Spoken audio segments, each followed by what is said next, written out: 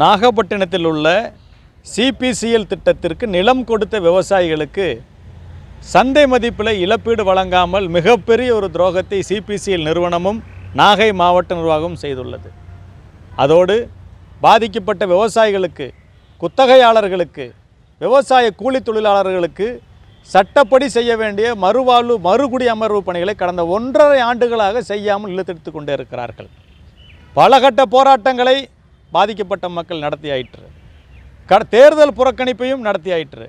கடந்த 3 நாட்களாக 200க்கும் மேற்பட்ட பெண்கள் அவருடைய சொந்த நிலத்திலேயே கொட்டகை அமைத்து உண்ணாவிரதம் இருந்து கொண்டிருக்கிறார்கள்.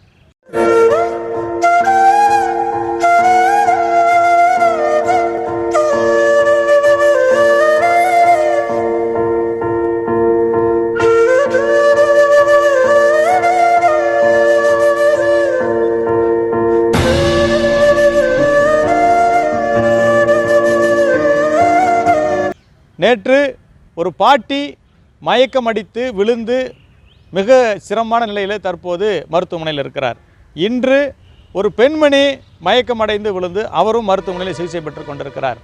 ஆக உண்மையாக நேர்மையாக சட்டத்துக்கு உட்பட்ட இந்த கோரிக்கை நிறைவேற்றாமல் மாவட்ட நிர்வாகம் விவசாயிகளை பொதுமக்களை வஞ்சித்து வருவது தமிழ்நாடு அரசிற்கு மிகப்பெரிய அவப்பெயரை ஏற்படுத்திவிடும்.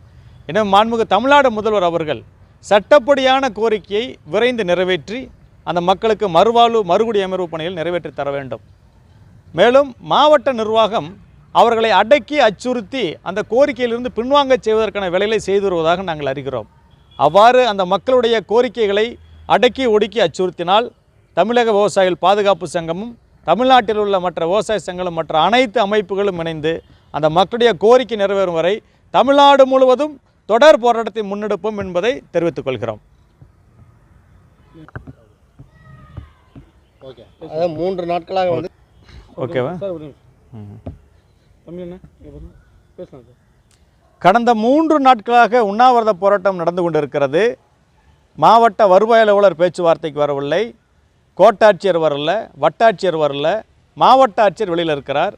காவல்துறை மட்டுமே சென்று போராட்டத்தை கைவிட சொல்லி விவசாயிகளை பொதுமக்களை அச்சுறுத்தி கொண்டிருக்கிறார்கள். ஆர்டி அவர்கள் இரவு 12 மணிக்கு பேச்சுவார்த்தைக்கு வருகிறார். வந்து விவசாயிகளை பொதுமக்களை அங்கே முரட்டுகிறார். ஆக தொடர்ச்சியாக ஒரு ஜனநாயக நாட்டிலே இந்த போராட்டம் நடந்து கொண்டிருக்கிறது என்பது மிகப்பெரிய கேள்விக்குறியாக உள்ளது. தமிழ்நாடு அரசு விரைந்து இந்த பிரச்சனைக்கு பேச்சுவார்த்தை நடத்தி உரிய இழப்பீட்டுத் தொகை அவர்களுக்கு வழங்க வேண்டும் என தமிழக விவசாயிகள் பாதுகாப்பு சங்கத்தின் சார்பில் நாங்கள் கேட்டுக்கொள்கிறோம். Admission open for 2024 to 25. KG to grade 11. Grade 11 groups offered: Physics, Chemistry, Computer Science, Mathematics. Physics, Chemistry, Biology, Mathematics. Physics, Chemistry, Biology, Computer Science/Physical Education. Business Studies, Accountancy, Economics, Computer Science. Sir Isaac Newton School, CBSE. உண்மை செய்திகளை உடனுக்குடனும் துல்லியமாகவும் தெரிந்து கொள்ள விடியல் Tamil news சேனலை subscribe பண்ணுங்க.